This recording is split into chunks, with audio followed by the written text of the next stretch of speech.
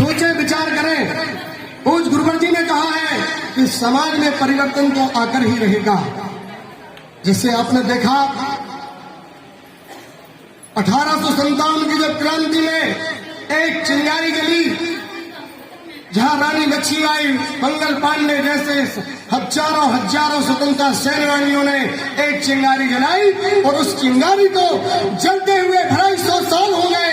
लेकिन जब देश को आजादी मिली 1947 में, तब हमारा देश आजाद कहलाया। इसी क्रम में जैसे हमारे दीदी जी ने बोला, भैयों ने बोला, अनेक वक्ताओं ने आपने देखा, यह भारतीय शक्ति चेतना पार्टी की चिंगारी परम पूज परमहंस योगराज श्री शक्ति पुत्र जी भगवान द्वारा निर्देशक तीनों विचारधाराओं के माध्यम से समाज में परिवर्तन होना है, जिसमें कोई संदेह नहीं है।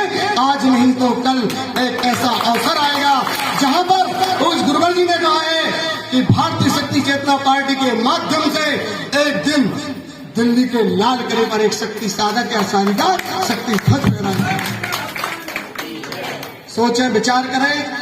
परिवर्तन, जब हम कहते हैं परिवर्तन, पहले आपने देखा गुरु भाई भी बैठे हुए हैं, समाज के लोगों से मैं पूछना चाहता हूं, जब एक रक्षा कवचधारी किसी गांव में जाता था तो लोग कहते थे कौन है आप, क्या करते हैं आप?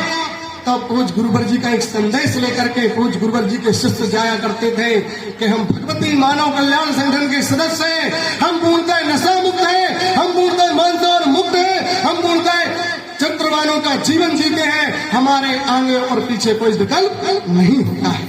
और वही एक छोटी सी चिंगारी जलते हुए आज दमोह जिले में लाखों लोग पूज गुरुवर जी की कृपा से इसी प्रकार से माँ की जोत जला करके घरों में माँ की आरती करवाते हैं, हर गली में जाते हैं, हर उस व्यक्ति के पास जाते हैं, हर उस माँ के पास जाते हैं जिस माँ की वेदना होती है कि मेरा बच्चा नशा मुक्त हो जाए। वह पत्नी के पास जाती है जिस पति का एक संकल्प होता है कि मेरा पति नशा मुक्त हो जाए।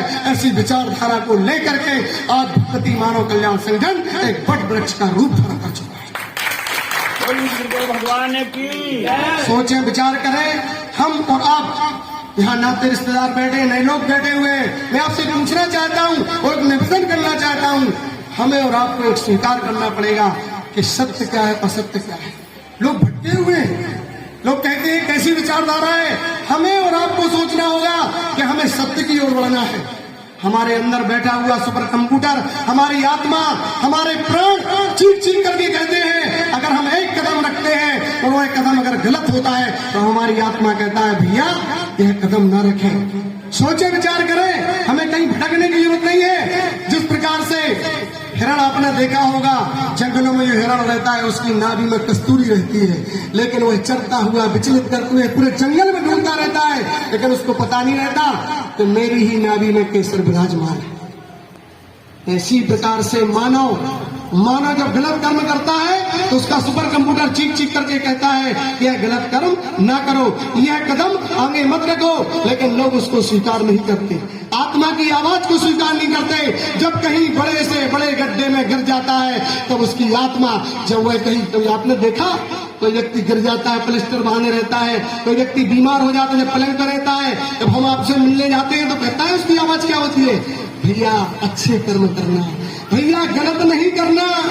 यह गलत का परिणाम है कि आज हम भोग रहे हैं, जिसको आप देखने